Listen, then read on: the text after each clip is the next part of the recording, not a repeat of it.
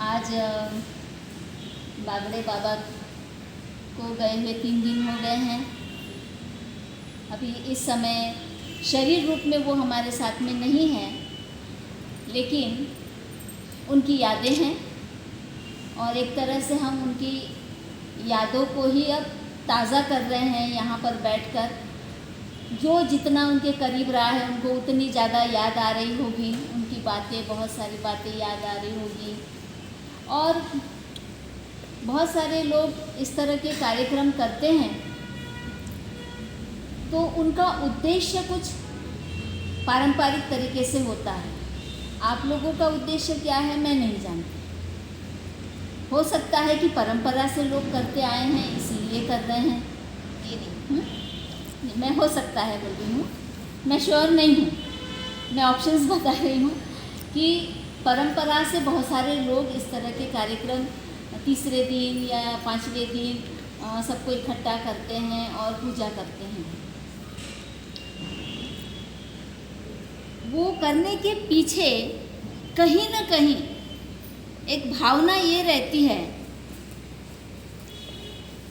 डर रहता है मन में, मतलब डर रूपी भाव रहते हैं कि अभी उनके शरीर को हमने सब कुछ कर लिया, अंतिम संस्कार कर दिया, जला दिया या दफन कर दिया, तो इसके बाद में वो पता नहीं कहाँ होंगे। और परंपरा से ये बताया गया है कि मरने के बाद आदमी स्वर्ग में जाता है या नरक में जाता है। हालांकि कोई भी ये नहीं कहता कि हमारे घर का व्यक्ति नरक में गया है, सब क्योंकि तस्वीर में नीचे लिख देते हैं स्वर्गवासी, मतलब मान लेते हैं कि स्वर्ग में ही गया है। ये अपनी अपनी मेंटालिटी है, कोई क्यों बोलेगा, हालांकि किसी को नहीं मालूम। और ऊपर से उनके मन में ये डर रहता है कि यदि हम इस तरह के कार्यक्रम नहीं करेंगे, पूजा पाठ नहीं करेंगे, 4 लोगों को भोजन नहीं देंगे, तो जो आत्मा है, मृत्यु जिनकी हुई है उनकी आत्मा वो शांत नहीं होगी। मैं परंपरा की बात कर रही हूँ, आप लोगों की नहीं। लोगों के मन में ये भाव रहते हैं कि उनकी आत्मा को शांति देना है तो अग्नि ही देना चाहिए, उनकी आत्मा को शांति देना है तो लोगों को भोज ही कराना चाहिए, उनकी आत्मा को शांति देना है तो ब्राह्मण पंडितों को बुलाना चाहिए, उनको भोजन कराना चाहिए। अब ऑप्शन में बुद्धिज़्म में हम लोग आ गए हैं, भिक्खु भिक्खुनियों को बुलाना चाहिए, उनको भोजन कराना चाहिए। ये अभी हमको ऑप्शन में रख लिया क्योंकि अभी हम लोग वो धर्म छोड़ के बुद्धिज़्म में आ गए हैं। तो ये सारे जो बातें होते आई है और आज भी हो रही है, इसके पीछे एक ही भाव है, भय। अब इसमें बुद्धिज़्म क्या कहता है ये जानना जरूरी है, क्योंकि बुद्ध ने मृत्यु के ऊपर बहुत कुछ बोला है। जैसे उस दिन वहाँ पर घाट पर आप लोगों ने पाली में कुछ गाथाएं सुनी और उसका अनुवाद भी सुना आपने, है ना। सबसे पहला वाक्य तो बोला गया अनित्यावत संखारा, है ना, यानी सभी संस्कार अनित्य है। ये संस्कार अनित्य है बताने के पीछे बुद्धा का क्या मकसद है कि हमें किसी चीज को परमानेंट रखने की चाहत ही नहीं करनी है। और हमारे दुख का कारण ही यह है कि हम हर चीज को परमानेंट करना चाहते हैं। बदलाव को हम बर्दाश्त नहीं करते हैं, बदलती हुई चीज़ों को हम एक्सेप्ट नहीं करते हैं और इसीलिए हम दुखी होते हैं। ये बहुत बड़ी तृष्णा है, बहुत बड़ी इच्छा है हर मनुष्य की। जबकि हम पैदा होते हैं तब से मृत्यु तक के पल पल हम देखते हैं कि चीज़ें कैसे बदल रही है, हम खुद कैसे बदल रहे हैं। ऐसी कोई चीज़ दिखी है जो बदलती नहीं है?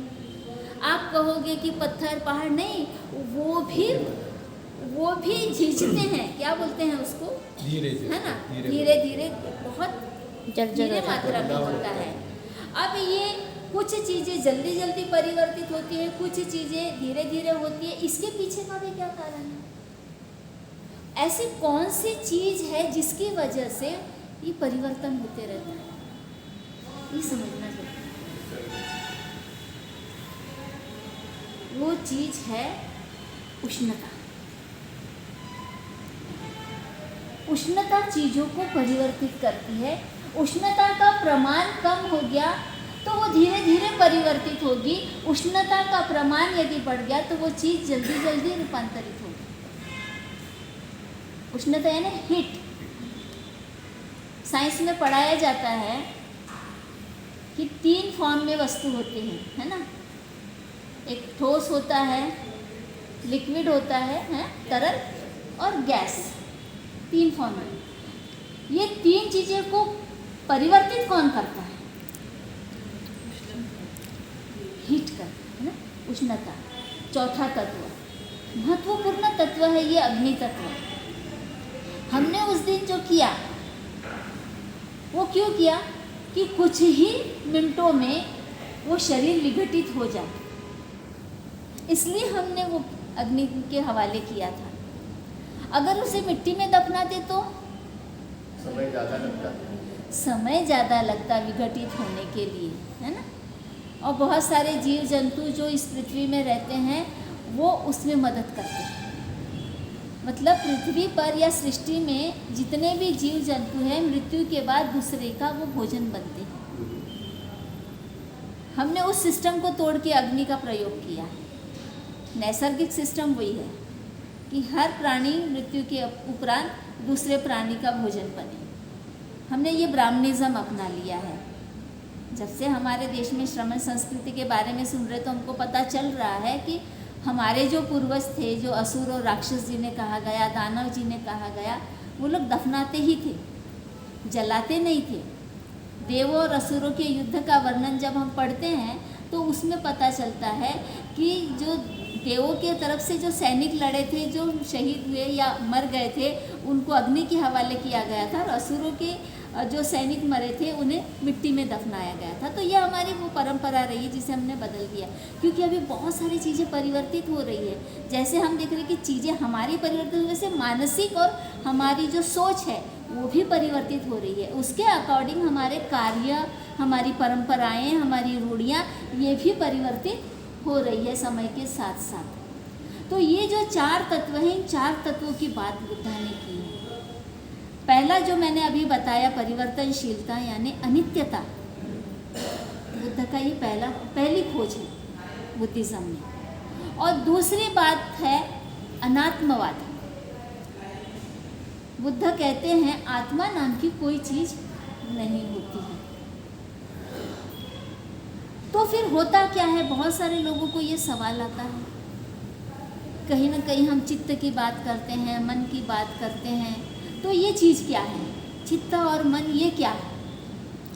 कहीं ऐसा तो नहीं कि जिसे लोगों ने आत्मा बोला है उसको हम चित्त बोल रहे हैं। मेरे एक फ्रेंड से इस पर काफ़ी मेरी चर्चा हुई थी एक बार।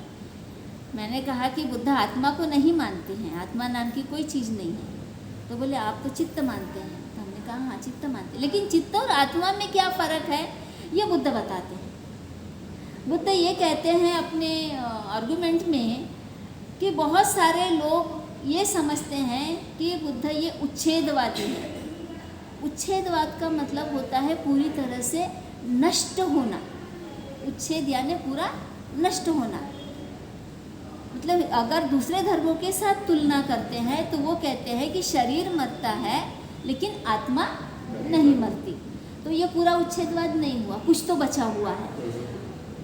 और जब बुद्ध कहते कि आत्मा नहीं होती है तो लोगों ने उनको ऊपर ये ठप्पा लगा दिया कि ये उच्छेदवादी है, कि कुछ भी नहीं बचता, ये ऐसा कहते हैं। तो फिर बुद्ध कहते मैं उच्छेदवादी भी नहीं हूँ, ना मैं आत्मवादी हूँ, ना मैं उच्छेदवादी हूँ। तो फिर हूँ क्या? किस चीज़ को मान रहे हो? आत्मा को तो सिरे से नकार दिया है। तो वो कह रहे हैं कि ये जो चारों तत्वों से शरीर बनता है, रूपखंड बनता है और दूसरा नामखंड बनता है। तो चित्त को उन्होंने नाम कहा है। और ये जो चारों तत्व है ये नष्ट नहीं होते हैं, इसलिए वो अपने आप को उच्छेदवादी नहीं कह रहे। मतलब शरीर इन 4 तत्वों से बना हुआ है। शरीर तो मरता है लेकिन ये 4 तत्व नहीं मरते। जो विज्ञान का सिद्धांत हमें बताता है कि दुनिया में जो तत्व है पूरे सृष्टि में या वायुमंडल में जितने भी तत्व है ये घूमते रहते हैं, है ना, चलायमान रहते हैं, ये नष्ट नहीं होते हैं, वो बने रहते हैं। इसलिए विज्ञान ने बोला है कि शक्ति कभी भी शून्य नहीं होती है, वो परिवर्तित होती है, वो रूप परिवर्तित होती है, उससे चीज़ें बनती और बिगड़ती है, लेकिन वो नष्ट नहीं होती। तो फिर मरने के बाद क्या हुआ? 5 तत्वों में विलीन ये हो गया। चारों जो तत्व है, हवा, पानी, अग्नि और पृथ्वी, ये वायुमंडल में चले जाते हैं। भले ही हमें दिखाई ना दे, अभी भी हमें हवा कहाँ दिख रही है, लेकिन महसूस तो करते हैं, वायुमंडल को भी हम महसूस करते हैं। तो बुद्ध कहते हैं कि हवा, पानी और अग्नि, ये तीनों जो तत्व है ये वायुमंडल में विलीन हो जाते हैं। और जो ठोस पदार्थ है पृथ्वी तत्व, वो जल्दी विघटित नहीं होता, इसलिए वो उनको दिखता है, क्योंकि उसका आयतन है, उसका घनत्व है। शब्द कठिन तो नहीं लग रहे मेरे, मुझे लगता है सब पढ़े लिखे हैं। बिल्कुल सरल है। घनत्व है, आयतन है उसका, जिसको विघटित होने के लिए या अदृश्य होने के लिए ज़्यादा अग्नि की ज़रूरत होती है। तो इस तरह से ये चारों तत्व जब विघटित हो जाते हैं तो वायुमंडल में जाते हैं। इसलिए बुद्ध बोलते हैं कि वो नष्ट नहीं होता, इसलिए मैं उच्छेदवादी नहीं हूँ। तो फिर स्वर्ग नरक का सवाल ही नहीं आया, क्योंकि हमारे सामने क्या है? प्रत्यक्ष वायुमंडल है, और वायुमंडल में सब चला गया है। आपके जलाने के बाद में जो पृथ्वी तत्व था वो भी वायुमंडल में चला गया है। ये इतना सर्कल है ऐसा जो घूम घूम कर वही चीज़ों को दोहराते रहता है। इसका उदाहरण साइंस में बड़ा अच्छा है कि बर्फ़ होता है, बर्फ़ को अगर गर्म करो तो वो गैस रूप में परिवर्तित होकर वायुमंडल में जाता है, फिर वो हमें दिखाई देता है क्या? उस बर्फ़ के टुकड़े से अगर वो गैस बनकर चला गया है, हाँ पहले लिक्विड होता है, लेकिन मात्रा अगर अग्नि की बढ़ जाए तो गैस होता है, बराबर है। बीच में वो लिक्विड भी बनता है, प्रमाण बढ़ने के बाद वो गैस में होता है। तो उसको हम दोबारा इकट्ठा कर सकते हैं क्या? उस गैस को, उसी तत्व को उस बर्फ़ में से निकले हुए नहीं कर सकते। तो वैसे ही बुद्ध कह रहे हैं कि एक व्यक्ति जब मरता है या कोई भी सजीव जब मरता है तो उसके शरीर से निकले हुए तत्व वायुमंडल में जाते हैं, तो दोबारा उनको हम इकट्ठा नहीं कर सकते, फिर से वही रूप नहीं बना सकते। इसलिए जो लोग पुनर्जन्म की संकल्पना को मानते हैं, तो बाबा साहब ने अपनी किताब में बुद्ध और उनका धम्म में प्रश्न किया है कि पुनर्जन्म किसका, किस चीज का? लोगों को जो दिख रहा है कि ये व्यक्ति है तो वो उसी के ऊपर फोकस है, वो जिस चीज से बना है उसके ऊपर उसका ध्यान ही नहीं जा रहा है, वो उसमें अटका हुआ है जो दिख रहा है। अब देखेंगे हमारे शरीर में कितना कुछ है, हम अकेले नहीं हैं, बहुत सारे जीव जंतु हमारे भीतर भी है, अच्छे भी है और बुरे भी है। उनको नुकसान पहुंचाने वाले भी जीव जंतु है और हमारा फ़ायदा करने वाले डॉक्टर्स लोग हैं यहाँ पे, मैं उनको क्या बताऊँ उनको तो अच्छे से मालूम है। तो एक बार ये विघटित होकर गया तो इसको इकट्ठा करके फिर उसी व्यक्ति का पुनर्जन्म संभव नहीं, उसी व्यक्ति का फिर से रूप तैयार होना संभव नहीं है। तो इस तरह की पुनर्जन्म की संकल्पना बुद्ध ने नहीं मानी है, इसलिए फिर से जन्म भी नहीं हो सकता। तो किसी को आप भोजन खिलाते भी हैं तो ये उनके पास में नहीं जाएगा, क्योंकि भोजन खाने के लिए शरीर की ज़रूरत है ना। आप आश्चर्य करेंगे, बौद्ध साहित्य में कुद्दक निकाय में पेतवत्तु करके एक चैप्टर है, और पेत का अर्थ वो लोग प्रेत लगा रहे हैं। और उसमें बुद्ध ने बड़ी सुंदर तरीके से एक बात बोली है कि तुम्हारे जो पूर्वज हैं, जो चले गए हैं, उन पूर्वजों का नाम जिंदा रखना है तो तुम्हें उनके किए हुए कार्यों को लोगों को बताना पड़ेगा। उन्होंने जो अच्छे कार्य किए वो लोगों तक पहुंचाना पड़ेगा। तो आप अपने मरे हुए पूर्वजों का भी नाम रोशन करें। लेकिन माध्यम कौन बन रहा है? जो जिंदा है वो। आप माध्यम हो, अपने पूर्वजों के नाम को आगे ले जाने के लिए माध्यम हो। तो आप कौन हो गए? उनका पुनर्जन्म हो गया। इसका मतलब है कि पुनर्जन्म होता है, लेकिन वो जीते जी वाला होता है, मरने के उपरांत नहीं होता है। मतलब जब नर और मादा मिलते हैं तो उनसे जो भव तैयार होता है, कहाँ तैयार होता है भव? गर्भाशय में। और वहाँ जो भव तैयार होता है उसमें उस नर और मादा के यानी माता पिता के स्वभाव गुणधर्म ट्रांसफर होते हैं। जैसे हम जमीन में किसी क्वालिटी का बीज बो रहे हैं, तो जब उस बीज से पौधा बनता है, पेड़ बनता है, तो उसमें कौन सी क्वालिटी आती है? जो बीज में क्वालिटी थी, है ना? वही गुणधर्म आएंगे। वैसे ही हर सजीव का होता है, मनुष्य का भी वैसा ही होता है। तो वो जो पेड़ है उस बीज का पुनर्जन्म हुआ। वो बीज जिस आम से था, अगर आम का उदाहरण ले रहे तो आम से था, तो वो आम का पुनर्जन्म हुआ। और कितनी बड़ी मात्रा में, कितनी शाखाओं में। तो पुनर्जन्म आदमी जीते जी करता है। ये तो बच्चों का हो गया, संतति का हो गया। लेकिन हर पल हर क्षण शरीर में भी कोशिकाओं का पुनर्जन्म हो रहा है। जो भी चीज़ें हैं, रक्त है, हड्डियां हैं, जो भी है, उसका भी हर क्षण हर पल विकास हो रहा है। परिवर्तनशीलता या विकास होना ही रूप परिवर्तित होना है, नया जन्म होना है। और जिस तरह शरीर का क्षण क्षण परिवर्तन हो रहा है, वैसे विचारों का भी हो रहा है। हमारे विचार कहाँ स्थित है? वो भी तो पल पल बदल रहे हैं। हम बच्चे थे तो हमारी सोच क्या थी, हम जवान हुए तो हमारी सोच क्या है, हम प्रौढ़ हो गए तो हमारी सोच क्या है, और बूढ़े हो गए तो हमारी सोच अलग ही है। पीछे पलट कर देखते हैं तो कभी कभी ऐसा लगता है कि क्या मूर्खों जैसा सोचते थे पहले। होता है एहसास, कभी मैं कितना गलत सोचता था, आज समझ में आया कि मैं उस समय गलत सोचता था। मतलब विचारों में, सोच में भी परिवर्तन होता है। तो हमें ये ध्यान रखना है कि जो कुछ भी करना है हमें जीते जी करना है। बुद्ध को ये सब बताने की ज़रूरत क्यों पड़ रही है कि कहीं वो स्वर्ग के लालच में या नरक के भय से काम न करे।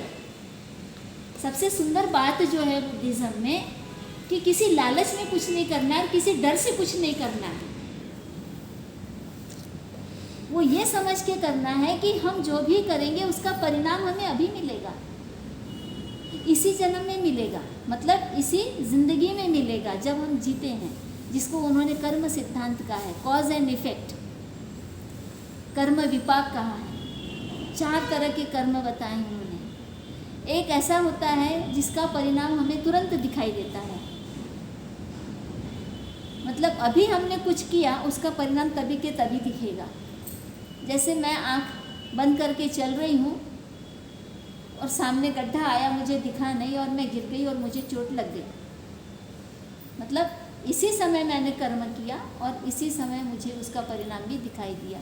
और वो ऐसा परिणाम दिखाई दिया कि उसमें माफ़ी की भी गुंजाइश नहीं है। गलती हो गई, हो गई। लापरवाही से ये होता है।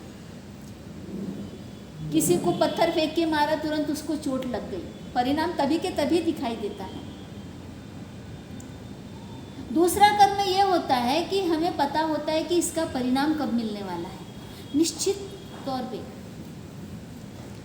जैसे हर जीव जंतु का निश्चित है कि वो कितने महीने में प्रसूति को होगा, है ना।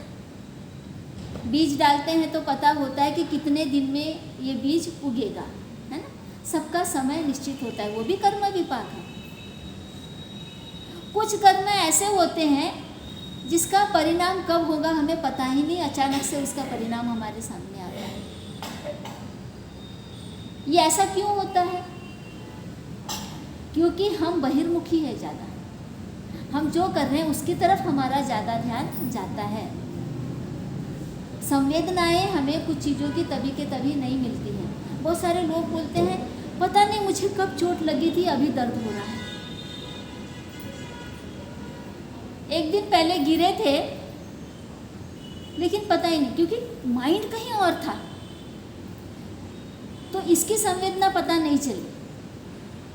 जब उस काम से फारिग हो गए तब बोल रहे मेरा यहाँ क्यों दर्द हो रहा है, मुझे कुछ लग गया है यहाँ पर। मतलब परिणाम तो हुआ लेकिन वो पता नहीं चलता है। जब हमारा ध्यान उधर जाएगा तब पता चलेगा। जब हमारी बाकी की संवेदनाएं हमें पता नहीं चलेगी तब ये पता चलेगा। तो ये 3 तरह की हो गए। और चौथा कर्म ऐसा होता है कि हम ऐसे कर्म करते रहते हैं जिसका कुछ भी परिणाम नहीं होता है, न लाभ होता है न हानि होती है, उसे निरर्थक कर्म कहते हैं। जैसे 2 लोग बैठ के गॉसिपिंग करें, निंदा करें, आलोचना करें या टाइम पास के लिए कुछ भी करें, इसका कोई रिजल्ट नहीं होता है, वो समय बर्बादी होती है, निरर्थक बातें होती हैं। तो इस तरह के 4 कर्म बताए हैं उन्होंने। तो बुद्ध चाहते हैं कि हमें इसके बारे में अलर्ट रहना है, हमारी जागरूकता इस बारे में होना चाहिए कि हम कब कौन सा कर्म कर रहे हैं, उसका रिजल्ट क्या आएगा। इसको कहते हैं दूरदर्शिता। यदि हम सोचेंगे नहीं कि ये काम करने का परिणाम क्या होगा तो हमारा नुकसान हो सकता है। कितने लोग शादी करते समय सोचते हैं कि शादी के बाद क्या होगा, नहीं सोचते। अभी तो खैर लोगों की मानसिकता ये है कि बच्चा पैदा करने के लिए शादी करना है, वंश बढ़ाना है, वो भी लड़का ही होना चाहिए। हालांकि हम देख रहे हैं कि ऐसे लोगों को दुनिया में कोई नहीं जानता, लेकिन किए जा रहे हैं। और जिसने अपना वंश खत्म कर दिया उसको सारी दुनिया जान रही है। बुद्ध ने क्या किया? बुद्ध के बारे में एक बहुत अच्छी बात है, जो बोलते हैं वैसा ही करते हैं। उनको जो ज्ञान मिला उस ज्ञान को उन्होंने इतना अपने में लाया, सबसे पहले खुद उस पर अमल किया। उनको पता था कि जीवन कितना दुखमय है, ये पता चल गया। उन्होंने ये नहीं सोचा राहुल को संग में लेते समय कि मेरा नाम आगे चलाने वाला कौन होगा। हम इतने मामूली इंसान हैं फिर भी सोचते रहते मेरा आगे नाम चलाने वाला कोई चाहिए। वो इतने महान व्यक्ति, लेकिन उन्होंने नहीं सोचा। और नहीं सोचा ना, इसीलिए उनका इतना नाम हुआ। फिजिकल जो उनका वंश बढ़ा सकता था वो उस पे रोक लगा दिया। इसी को प्रतीत्य समुत्पाद बोला है उन्होंने। कारणों पे रोक लगा दी, प्रतिबंध लगा दिया कि नहीं, आगे इस दुख को बढ़ाना नहीं है। क्योंकि आदमी जब अपना बच्चा पैदा करता है तो उसका दुख और एक जन्म के लिए बढ़ जाता है। फिर वो अपनी तरफ कम और दूसरे की तरफ ज़्यादा ध्यान देने लगता है, बच्चे की तरफ ज़्यादा ध्यान देने। हमारी महिलाओं को बहुत मालूम है इसके बारे में। वो गर्भवती होती है तब से लेकर वो कितना कुछ दर्द सहते रहती है, और बाद में भी पूरी ज़िंदगी वो बच्चों के लिए ही सोचते रहती है, करते रहती है। पूरा संघर्षमय जीवन उसका रहता है।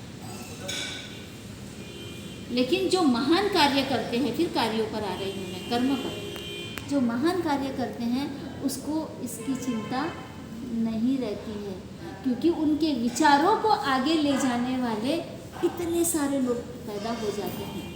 विचारों का वंश आगे बढ़ता है। इसीलिए बुद्धा ने बोला है कि फिजिकली जो वंशानुगत गुण धर्म बच्चों में आते हैं उससे ज़्यादा मैं महत्व देता हूँ परिस्थितियों को और विचारों को। एक बच्चा पैदा तो हो जाता है, जो उसमें गुणधर्म आने थे आ गए, लेकिन उसकी परवरिश किस माहौल में होती है, कैसे होती है, इस पर निर्भर करता है कि वो कैसा इंसान बनेगा। इसलिए बुद्ध ने कहा है कि परिस्थितियों और परवरिश पर ज़्यादा मैं महत्वपूर्ण समझता हूँ। लेकिन हम परवरिश पर ध्यान नहीं देते हैं, परिस्थितियों को सकारात्मक बनाने पर ध्यान नहीं देते हैं। बस मेरा बच्चा है तो इतनी आसक्ति होती है और उस आसक्ति में हम उसको बिगाड़ते हैं, उसको जो चाहिए दिलाते रहते हैं, जो चाहिए दिलाते रहते हैं। संघर्ष क्या होता है उसको सिखाते नहीं हैं, और जो बिना संघर्ष के जीता है उसका नुकसान हो जाता है, वो फाइटर नहीं बनता है। और ये सृष्टि में तो ऐसा है कि छोटा सा भी जीव पैदा होगा तो उसको भी अपने जीने के लिए संघर्ष करना पड़ता है। सिर्फ मनुष्य ही नहीं, एक चींटी भी होगी तो वो संघर्ष करके जीती है। अपना खाना जुटाने के लिए वो कितना चलती है। हमको लगता है इतना सा दाना उठा रहे, उसके लिए वो बहुत बड़ा बोझ होता है। तो संघर्ष सिखाना पड़ता है। तो ये कर्म जो है ये जीवन से लेकर, मतलब जन्म से लेकर मृत्यु तक करने जरूरी है। कैसे कर्म होने चाहिए हमारे, ये ज़रूरी है। तो बाबा साहब ने भी यही बात बोला है कि आदमी मरता है वैसे ही विचार भी मरते हैं। बोला है ना बाबा साहब ने, वहाँ यूनिवर्सिटी में लिख दिया था उन्होंने मिटाकर। किसी ने लिखा था कि आदमी मरता है, विचार नहीं मरते। बाबा साहब ने उसको मिटा के लिख दिया